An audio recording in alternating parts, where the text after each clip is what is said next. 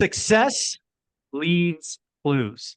One of the things that we're going to talk about today with somebody I put on my personal Mount Rushmore of real estate investors is what clues has he seen in other successful investors? And let me be clear, we're going to call these mom and pop investors. So we're not talking about somebody going out and buying an apartment building, somebody going out and doing 50 deals a year. I want to ask Bill Allen, what are the success traits he has seen for folks that maybe do a deal a year, a deal every 2 years?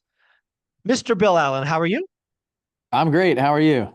I'm doing well, man. Thank you for coming back each week. You're amazing. You are a legend in my eyes.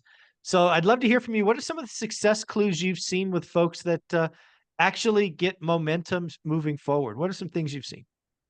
Yeah, well, I think the first piece to your point of like the mom and pop investors or entry level early investor, I think getting that first deal is the most important thing on the planet. Going from I 0 to 1 is way different than going from 1 to 10 or 10 to 50 or 50 to 100. So that's usually where people get the most momentum is they do that first deal, or they haven't done a deal in many, many years and they think that it's different now.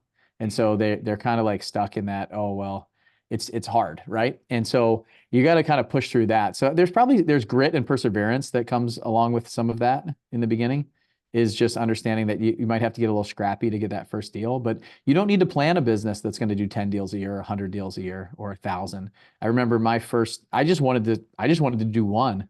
And if you start with that kind of mentality, then I think that's a total game changer for you. And so that first deal being as important as it is, most people are so focused even just then on getting that first deal. That's the measure of success, win or lose, Mhm. get that first deal. And I think the people that are really successful understand that there's small wins along the way. And when they get those small wins, that's really their goal, is to get towards that small win. And then it compounds. There's a book called The Compound Effect by Darren Hardy, which is really great for this kind of stuff, is you understand that it's not just that deal that gets done, it's all the progress that's happening along the way. And it's easy for like a coach or somebody else to see that, where it's really hard for you to see it. But the biggest piece of advice I'll give is that if you set smaller like metrics along the way, like I just want to talk to one seller. Like if that's your measure of success, then I want to talk to one person who might be interested in selling their house. Then when you do that, that's a win. And it actually breeds more belief and increases your potential that in your mind that I can get this done.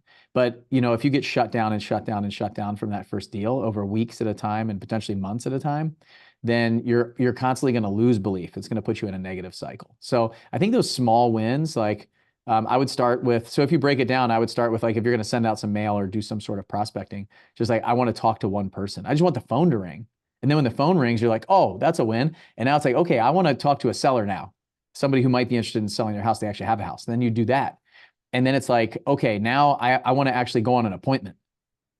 And then you go on an appointment and so now it's like, I actually want to make an offer. And then you make an offer. And then it's like, okay, now I want to get one under contract. Not even close. I just want to get a house under contract, and then, okay, after that goes, okay, I want to get a house to close and make some money. And that's the cycle. And then once you do one, I believe that you have to do it a second time to make it repeatable and proven. But that first one is such a belief shift and belief change that it will change everything for you. I still remember my first wholesale deal. I remember my first flip. I remember my first creative finance deal. I remember my first apartment. I remember the first amount of money that I raised. All of these things, these firsts, were the belief change that changes everything. So that was a lot, I guess. But No, I love it. I'm reminded of Charlie Munger's quote. Rest in peace, Charlie Munger. He talked about, he was a billionaire, right? Big numbers. And he was quoted one time saying, do whatever you can to get your first 100 grand, because that's the hardest money you will ever get, is the first 100 grand. He's like, after that, it gets easy, right? Once you can save 100 grand, you can save a million or earn a million or whatever you want to call that. And you're so right. It's going from 0 to 1 is gigantic. It can't be understated, right? It is proof of concept. And then the second thing you talked about, which is just genius, is break down the process into just what the next step is. Measure that as success. One of the biggest failures I see is they make it about the deal. And some of the people I work with, Bill, they have a little bit of money. And I've heard more than a dozen of them say or imply, I know my first deal is going to be a loser, but I got to get it done. I'm going to make it tuition. I'm like, you're going to plan to lose money? Kind of stuff drives me crazy. Yeah. Tony Robbins has these 4 boxes. The first one is potential. Then the second one is action. Then the third one is results. And then the fourth one's belief. And this is something that when he was given a presentation like 5 years ago at an event that I was at, seeing him for the first time, and he put this up for a while and talked to it.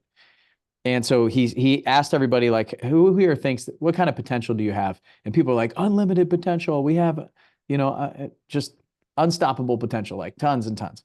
And he's like, how much are you tapping into? And people are like, I don't know, 10%, 20%. And then, so you have this potential and you believe that, right? And then you go out and take action. And then the results are the next box. So you take some action, and every coach is like, go take massive action, go take massive action. And most people get stuck in that box of like just going out there and doing it. But you take some action. And then the results that you're measuring yourself against on that action is what changes your belief, is what he talks about. So like your belief has to go up in order to continue to do something, even especially through like challenge, right? And adversity. And so we have to have a high amount of belief and a high amount of potential in order to take that amount of action. And so that result box, I think, is really important. Like what you measure, we're talking about, like if you set a result in there, like I want to do one deal, and then you're sending direct mail and you're getting yelled at on the phone, and then you're going on appointments and you're not getting a deal and you're not getting a deal, your belief starts going down. Right. Yeah. And so the smaller goals that you set, the smaller targets that you set in that result box from that action, the more likely you are to increase your belief. And when you increase your belief, you increase your potential. You feel like, okay, I actually do have the potential to do this. And then you'll also increase your action. So it's like a flywheel that gets going really, really fast. And once you get to the point where like you've done one deal, then you've done a second, then you've done a third, that thing's running on its own. And the action becomes inevitable, like action and the results. You automatically take action, don't even think about it. So I think like Michael, you and I right now, we're at a point where somebody says, go do this thing, it works. We're just like, okay, and we go do it. It's not any second guessing of it. It's just that person has the results that I want. They're telling me to do something. I'm likely paying them, or I'm paying to be in the same room, or I traveled there, something happened, and they're telling me to do something that's working for them. No problem. A perfect example of this is I was at a mastermind meeting like a month ago. There was a guy who shared his strategy online of what he was doing with his videos. I made one video in the framework that he has, and it's seen like 4 million views across 3 different platforms. Like TikTok is like 1.9 million views right now. I've never had a video like that. My TikTok videos were like 5,000 views, but I didn't even think about it. I was like, well, he said to do it. Let's try it. I just created one and off it went. And it was exactly his framework. So I will tell you the action what's in that results box. Like for me, if that video got 10,000 views, I would have said it worked, right? And so my results were just, hey, I want something that's a little bit more than what I've currently been doing. And so whatever you set in that box is going to feed your belief system. Like this works, this works, this works. Or if it's too big of a goal in there, it's gonna push you to say, this doesn't work, slow down the action. Maybe this isn't for you. And that negative cycle and negative voice is going to be in your head. And so I think it's really important, those 4 boxes.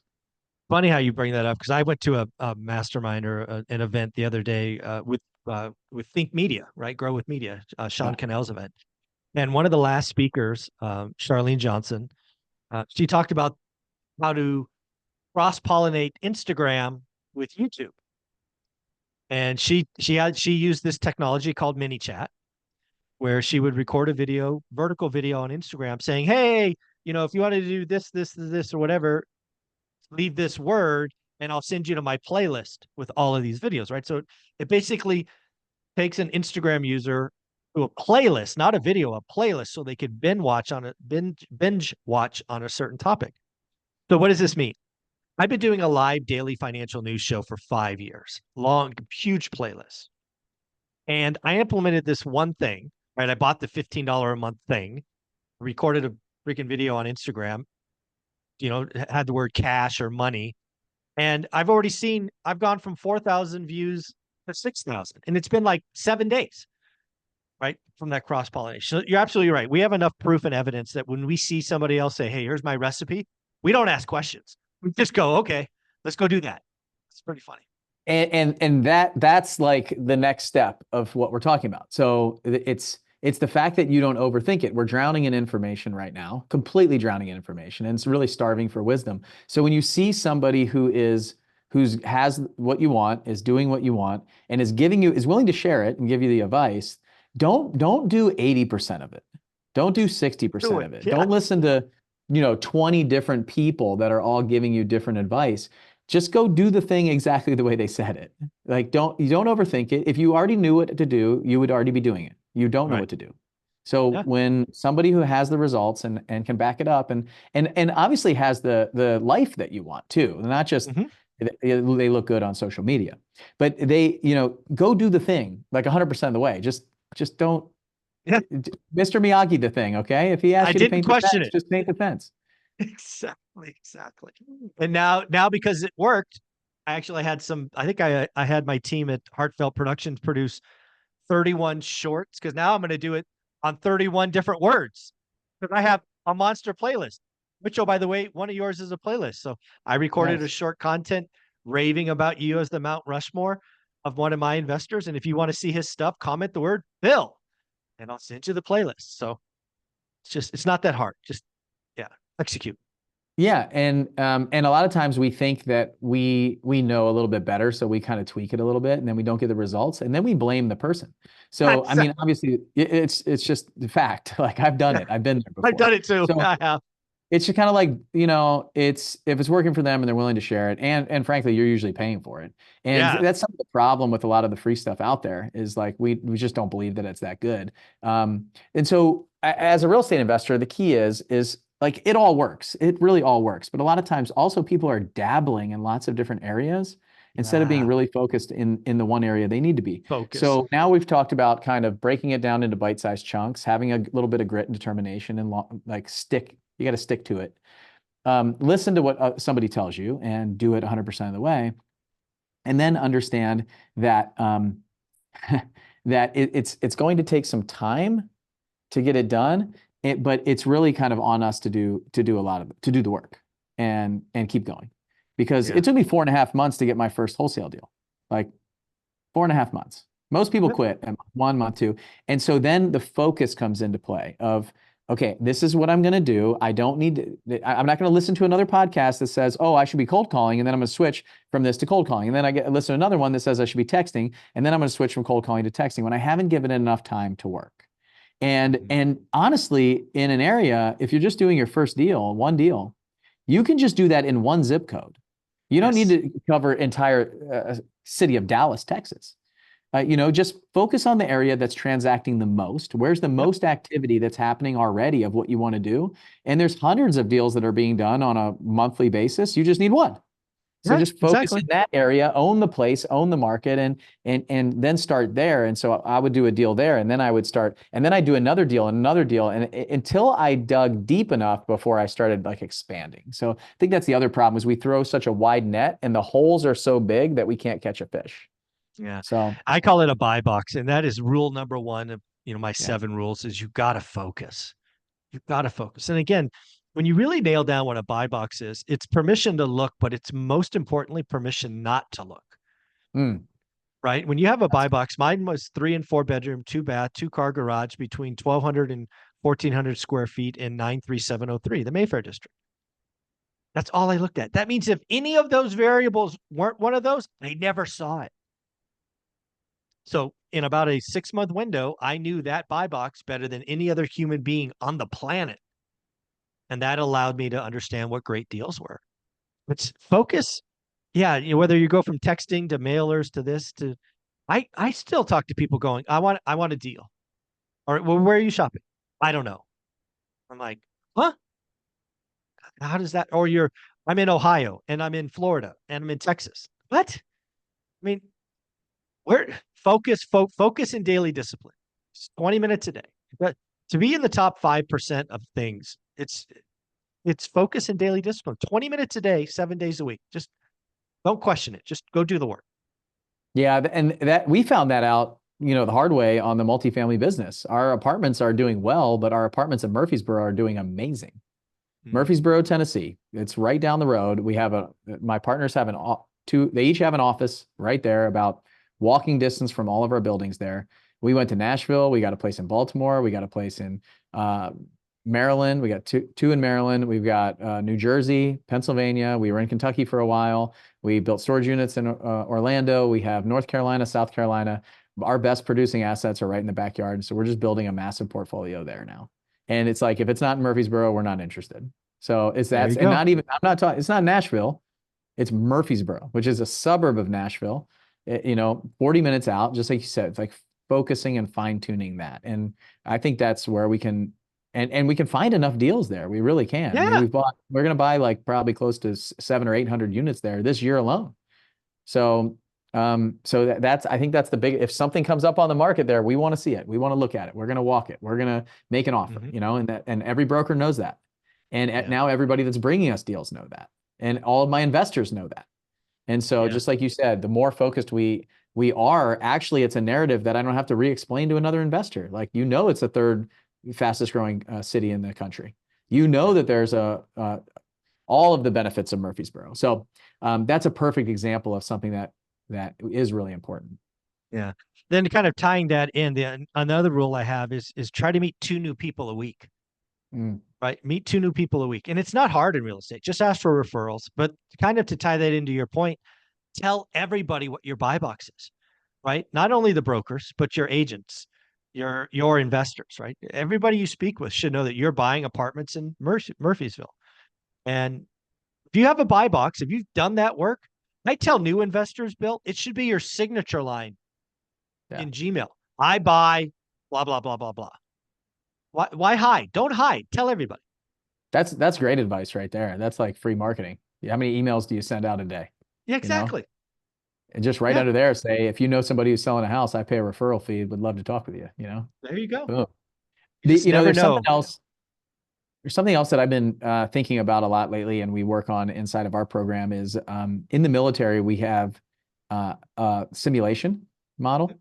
And so I think really successful people understand how to run through scenarios and ask really great questions. So I've been thinking about this a lot lately. There's certain high risk professions out there, like doctors, lawyers, firefighters, police officers, nurses, military folks that have been like shot at or had other people's lives at risk.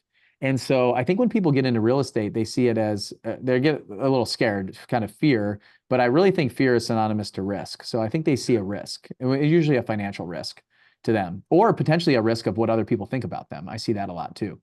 And so inside of that, we figure out how to de-risk a situation. So most people, I think there's a software running in people who have high risk profession backgrounds, brain of they reason through a scenario and ask questions before they make a decision. And they're always trying to de-risk a situation. And I think a typical W-2 employee or somebody who hasn't been in a high risk scenario or situation like that, they might just kind of make a decision and go, or get stuck. A lot of times they get stuck thinking they need to learn more.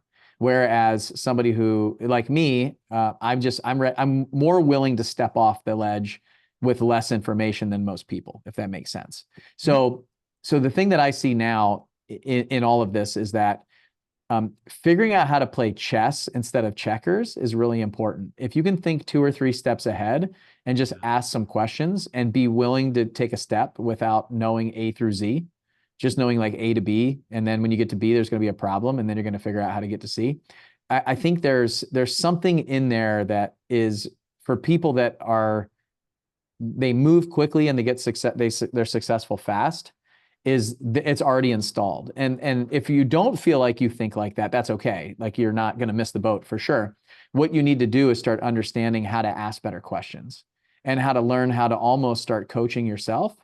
And so if you can figure out how to gather information up front to reason through a scenario in a low risk environment, I think is really important. So some ways to do that would be like Michael on the channel talks about going through a problem that he had before. And so like start putting yourself in that situation. Like, what would I do if I got to the closing table and the seller didn't show up? And start like asking questions. Well, hey, I don't know the answer to that actually. Let me call the title company and ask them if they've ever had that happen, and they can give me some information on what I would have to do if that ever happened.